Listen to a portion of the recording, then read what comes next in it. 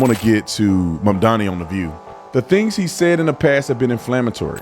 Defund the police. He called police racist. Did you apologize to NYPD? The NYPD union, how many union people endorse him? I guarantee you that's zero.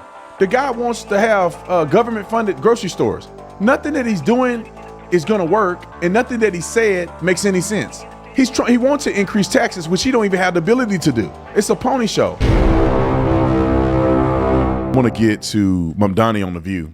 Now he's going to win. He's going to win the election. This is New York. This is your next mayor, and that's what you get. That's all I'm going to say. That's what you get.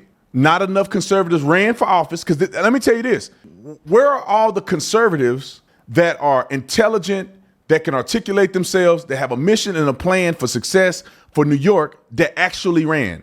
If you look at the leaderboard, and I saw the guy that was the Republican, man, he ain't got what it takes. And none of y'all ran. So don't get mad. Y'all didn't show up to vote. So don't get mad. Mayor Adams dropped out because y'all didn't support Mayor Adams. And Mayor Adams would have been a better candidate than Mamdani. So what you got is what you deserve. And I'm not going to say nothing don't talk about the left, because there's millions and millions of Republicans and conservatives and people in the middle that live in New York.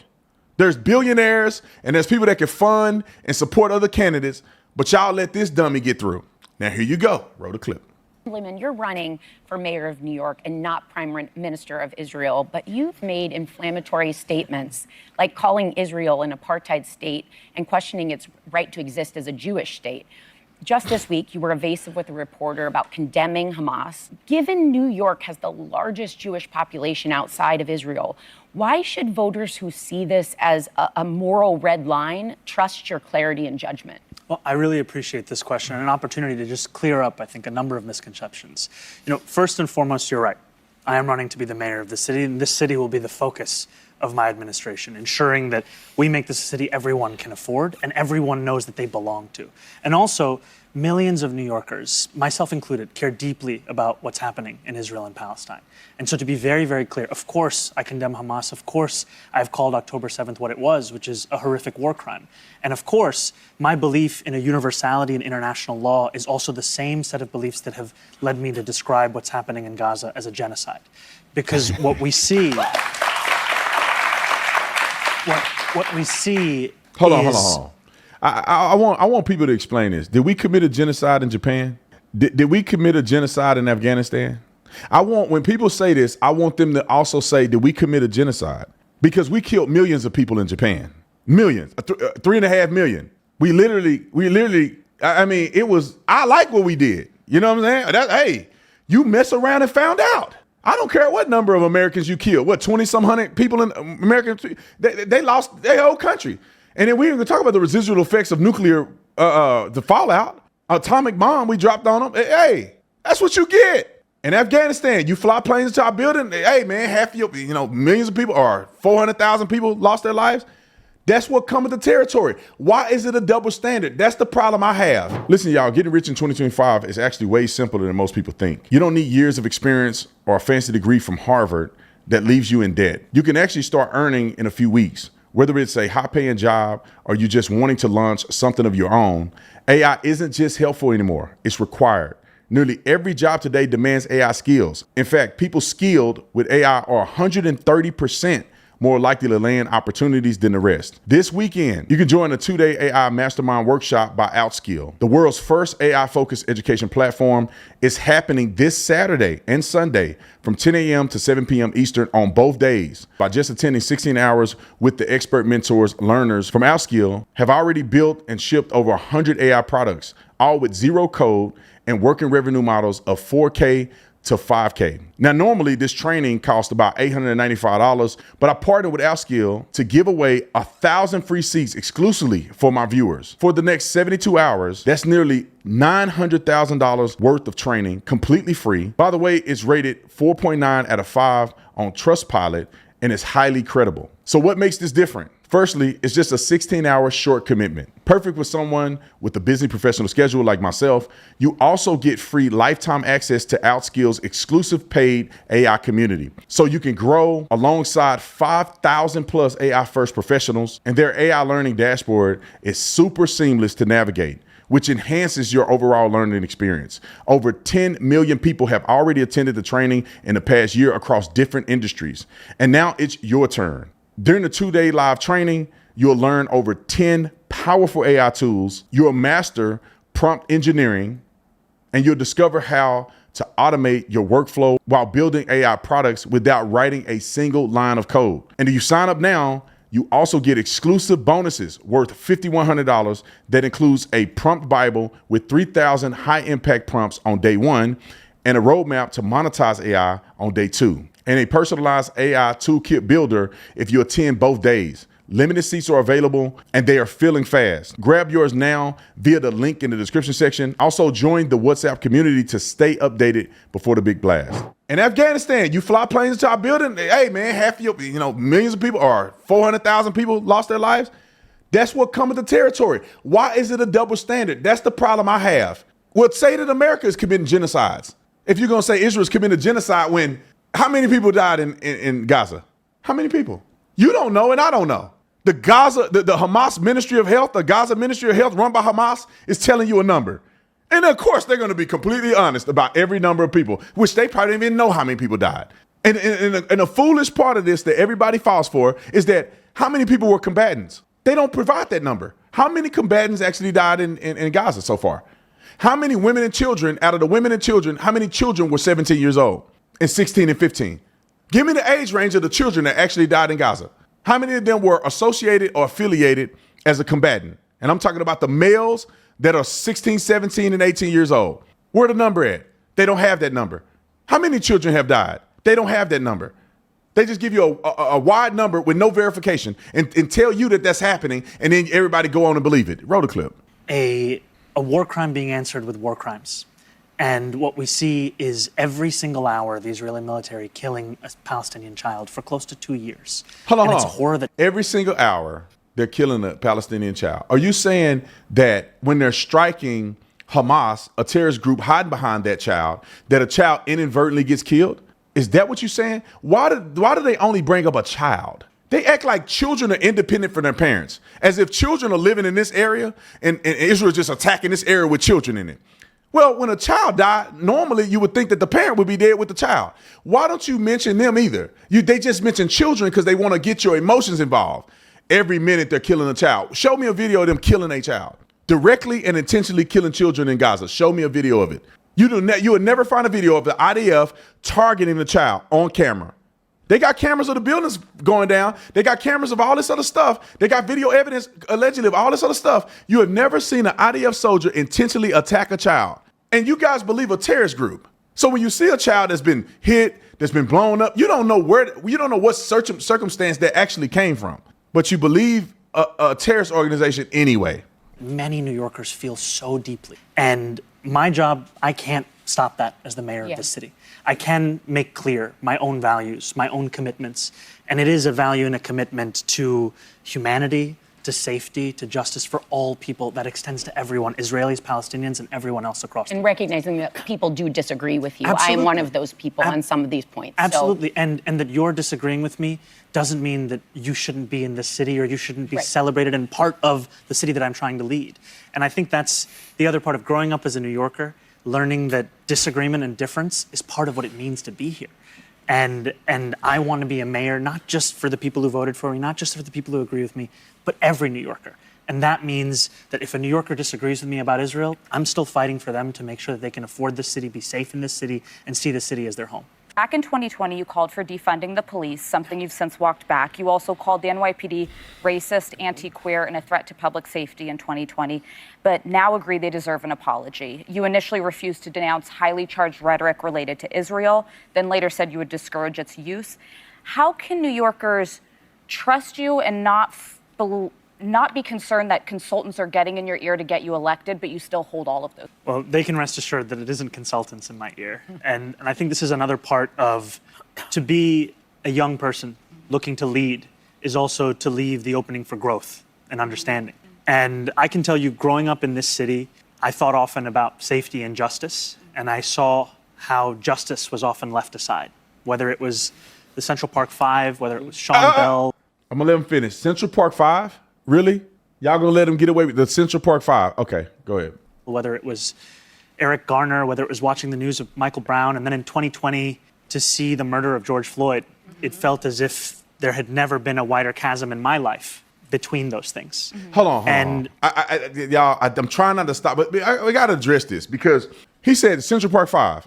What do you mean? What's Central Park 5? First of all, only 4 of them went to jail. They all confessed. I saw you. The interviews are online right now for you to watch. They were not coerced. Their parents were with them when they confessed. All of them confessed that it happened. They just said they didn't do it. The other guys did it. So each person a part of the Central Park 5, obviously one didn't even go to jail. They let him off. But all of the 4 claimed that it happened. They said that the woman was raped. I don't want to use that word, raped. She was raped near the tree. And they called out this guy and this guy and this guy was doing it, but I wasn't doing it. Each individual said it happened. They started to confess to the police officers on the ride to the jail about the girl, and the cops never knew about her. They started saying stuff about, it's the girl, I didn't do nothing to her, and the cops hadn't found her yet. This is all public record. How is that injustice? DNA sample, semen was found on this girl. Okay. And then we're going to go to Eric Garner. Mr. I Can't Breathe. The cops got off on that because they did not intentionally kill him. They were acting in good faith because he was big, overweight, had a heart attack during him resisting arrest for the 43rd arrest. This is why the cops got off. But then he said Michael Brown. Michael Brown attacked the police officer. The DOJ did an independent investigation and found that the officer did nothing wrong. Why you bring up that? Then he said George Floyd. Well, the cop that killed George Floyd went to prison and was indicted the very next day, and he's in prison to this day. How is that not justice? Looney Tunes. After that, becoming an assembly member and learning about the ways in which you deliver justice is by intertwining it with safety. Can't be done alone. And learning that behind the headlines, behind the caricatures, we're speaking about police officers who are just trying to do their best. And my job as a mayor is to represent those officers who put their lives on the line, represent Muslim New Yorkers who are illegally surveilled, represent Black and brown New Yorkers who've been the victims of police brutality, and do all of it And with Jewish a commitment. Americans who Absolutely. have fallen And white people, Absolutely. everybody. You talk about Yeah. everybody. This And is a can I- run-on sentence that includes every New Yorker because of the fact that safety and justice can be non-negotiable no matter who we're speaking about. And can I ask, have you formally apologized to the NYPD? These are conversations that I'm having individually with officers. And I've appreciated that because it's through those conversations with rank and file officers that I've learned more about the difficulties of this job. The difficulties where, for example, when I started running this race, about 200 officers were leaving the department every month. Now it's 350. And when you ask officers why, they'll tell you forced overtime. And what they mean by that is, you got 3 days off at the end of the week, you're planning a trip with your family, and at the last minute you're told, second day you got to be back. And part of the reason you got to be back is because we're asking cops to do everything we can think of. We're asking them to handle mental health calls, we're asking them to deal with homelessness. Every year now, cops respond to 200,000 mental health calls. So our proposal is allow the officers to do their job of tackling serious crime and create a Department of Community Safety that deals with homelessness, that deals with mental health crisis, so that we don't have response times like we do today, which are closer to 16 minutes. Hold on.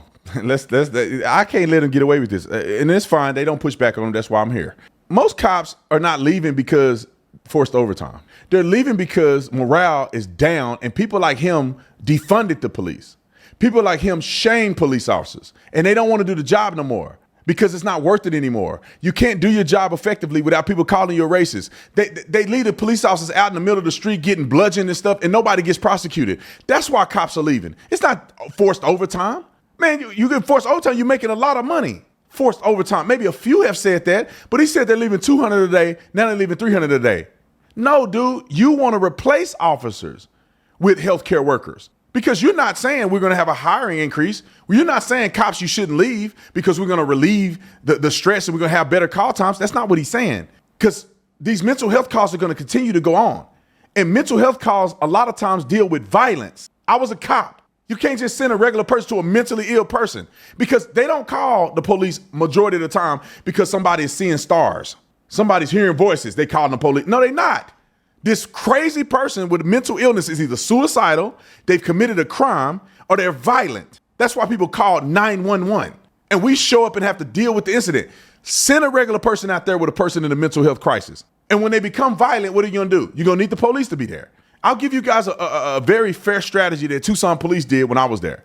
Is that We went both. We had the cops show up, and then when we rendered the scene safe and everything was okay, there was no violence afoot, then the healthcare worker who was sitting in the car will get out the car and come address the person to give them the services that they need. But some people are crazy. Some people are really crazy. Some people are on drugs. They high on speed and PCP, and they're throwing cops around. You got to shoot them 5-6 times. They still fighting. This ain't somebody being like, I'm really struggling today, and they call the police. Think about this. If somebody say, I'm really struggling today, I really need mental health services. The police show up and there ain't nothing they're gonna do. Oh man, is that right? Well, we'll call this person to give you mental health services. Or you can go down there to the clinic. That'll take 2 seconds. No, bro, they crazy. They're cutting their throats and they're stabbing people. Bro, what are we talking about here? This guy's just lying. Roll it. You've become the new poster child in some ways for the GOP. Donald Trump's obviously excited for you to be in the race.